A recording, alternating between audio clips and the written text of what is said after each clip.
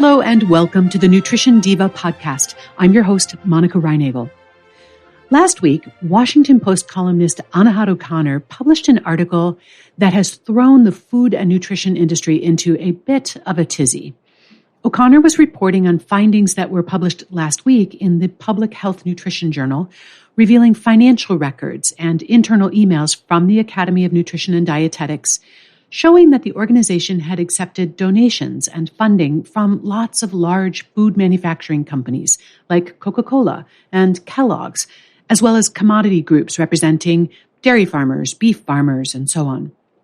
O'Connor writes that, quote, ConAgra, which owns brands like Slim Jim, Duncan Hines, Reddi-wip, and Chef Boyardee, gave the Academy at least $1.4 million, end quote.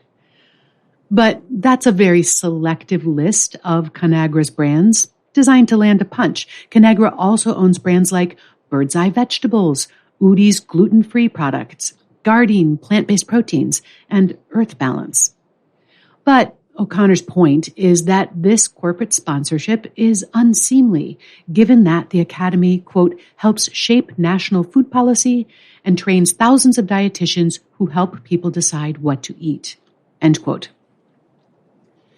As a member of the Academy, I can tell you that its members are a very diverse group. They include prominent researchers, student radicals, policy wonks, academics, government advisors, food scientists, clinical dietitians, people who work in agriculture, schools, hospitals, food banks, restaurants, grocery stores, media and communication, and yes, people who work for companies that make processed foods. I personally know only a couple hundred of the over 100,000 Academy members, but I literally don't think I could come up with a single substantive statement about food and nutrition that every single one of them would agree with. So while Academy members may collectively wield a lot of influence, they hardly speak with one voice. That influence is exerted in many different and often conflicting directions. The positions and the policies of the Academy also evolve. For example, a few years ago, there was a big grassroots movement within the Academy. It was spearheaded by rank-and-file members who objected to the kinds of sponsors and partnerships that are highlighted in this latest report. And in response to that internal pressure, the Academy made some changes. Several of the funding partnerships that are called out in this report, which was based on documents dating from 2011 to 2017, were terminated 6 or 7 years ago. This outrage also seems to reflect the current trope that processed food is the problem. And so by extension, any company that makes processed food is the source of the problem. But processed foods play many roles in our diets, and some of them are perfectly legitimate. Likewise, the companies that make these foods play many roles in our health, our economy, and in our environment. And some of those roles we may deplore, but others, inconveniently, we absolutely depend on. In addition to making cheap and tasty junk food that might add excess calories or worse to our diets, those same companies also make products that make our food supply safer, more nutritious, and more accessible. So, like most of us, big food companies are a mixed bag. One important role that these big companies and industry groups play is to fund an enormous amount of health and nutrition research. In fact, without this industry-funded research, we would know a whole lot less about food and nutrition than we do. Now, there are those who feel that all industry-funded research is suspect, if not automatically invalid. I disagree.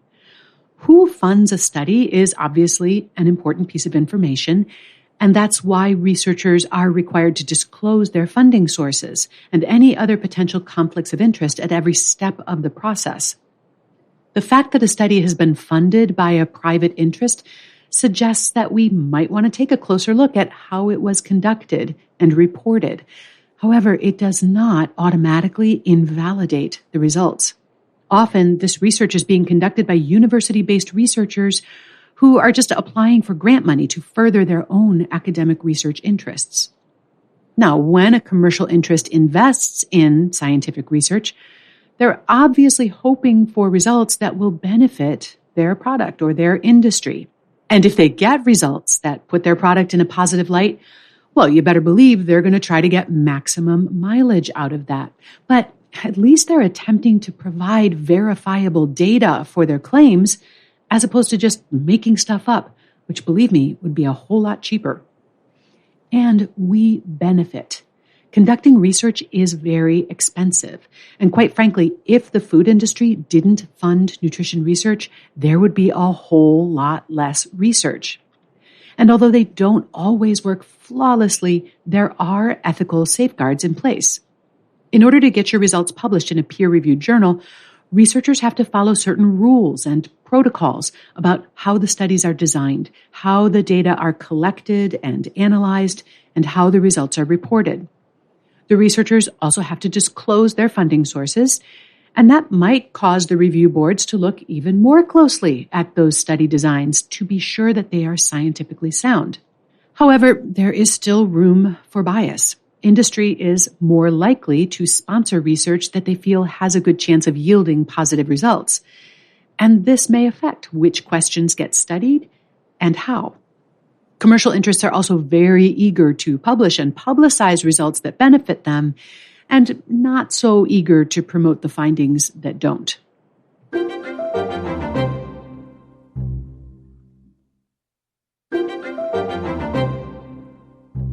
Indeed, industry-funded research is more likely to be flattering to the funder than not. However, this is true of all research to some extent, and not just industry-funded research. It's called publication bias. If I discover that a particular thing, such as a drug or a diet or a nutritional supplement, has an effect, my study is 3 times more likely to be accepted for publication in a scientific journal than a study that found no effect. Apparently, this is just human nature. As a species, we find it more significant when something happens than when nothing happens. But when you really think about it, proving that something has no effect is often just as meaningful as showing that it has a positive or a negative effect. And there's another kind of prejudice in the scientific community known as confirmation bias. Scientists like to believe that they are completely objective, but most of them have certain beliefs or suspicions about how things work. And those ideas subtly and unconsciously influence how they design their studies and how they interpret the results. And as a result, researchers are more likely to get results that confirm their underlying beliefs. Confirmation bias also operates at the larger level of the scientific community. If my results are in line with generally accepted ideas, they are more likely to be published. As a result, it can be very difficult to challenge the conventional wisdom, even when the conventional wisdom is wrong. And it's been known to happen. For decades, for example, we told people that eating too many eggs would give you high cholesterol, and now we know that this is generally not the case. People who report and comment on research, like me, also suffer from ideological bias. We tend to pay more attention to research that confirms our worldview and to distrust or discount findings that don't. One advantage to industry-funded research may be that the bias is a lot easier to detect because it's obvious what to look for. If I see a study that's been funded by a commercial interest, I'm going to be looking for the ways that they may have slanted the study design or the interpretation of results in their favor. And by the way, so is the peer review board that's evaluating the study for publication. The fact that industry funding is involved might even cause a study to be held to a slightly higher standard of objectivity. But when a study has been funded by a university or a nonprofit foundation or a government grant, it may not be immediately clear what sort of assumptions or prejudices the researchers might have. Usually, the researchers themselves are not aware of their own biases. That's what makes ideological bias so insidious. We, both as individuals and as societies, are often the last to realize when we are under the influence of those biases. Research is never going to be perfectly objective because it's conducted and interpreted by humans. The scientific method is a system that we've devised to try to compensate for our inescapable prejudices. And one of the first rules is that no single research finding is definitive. If I do an experiment and get a certain result, the next step is to see if you get the same result when you do the same experiment. And if you don't, we need to try to explain why. And for every explanation we come up with, we have to ask whether there are other equally plausible explanations beside the one that we came up with. And if there are, we've got to rule one or the other out. It can get pretty messy, but the more data we collect, the truer the picture that emerges. And to the extent that industry-funded research produces more data to inform that big picture, I think we're better off with it than without it. Here's the bottom line.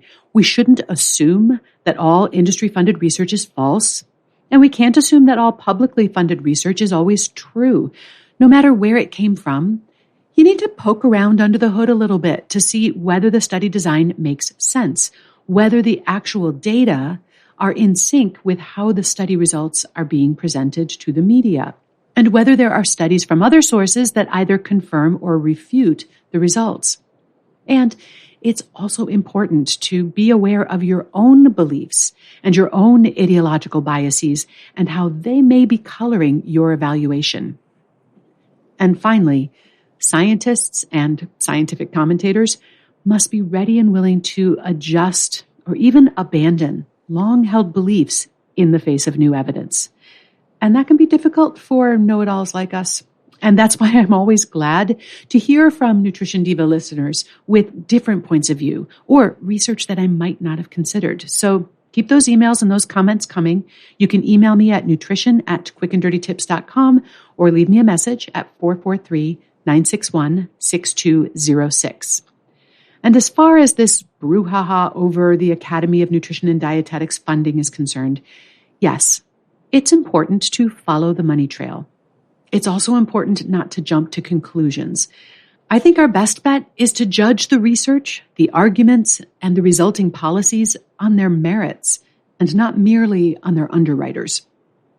Nutrition Diva is a Quick and Dirty Tips podcast. It's audio engineered by Nathan Sems with script editing by Adam Cecil. Thanks also to Morgan Christensen, Holly Hutchings, Davina Tomlin, and Cameron Lacey.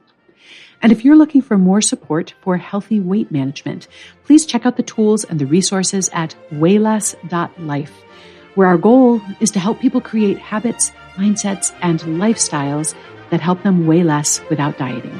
That's at wayless.life. That's all for this episode. Thanks so much for listening. I'll see you next week.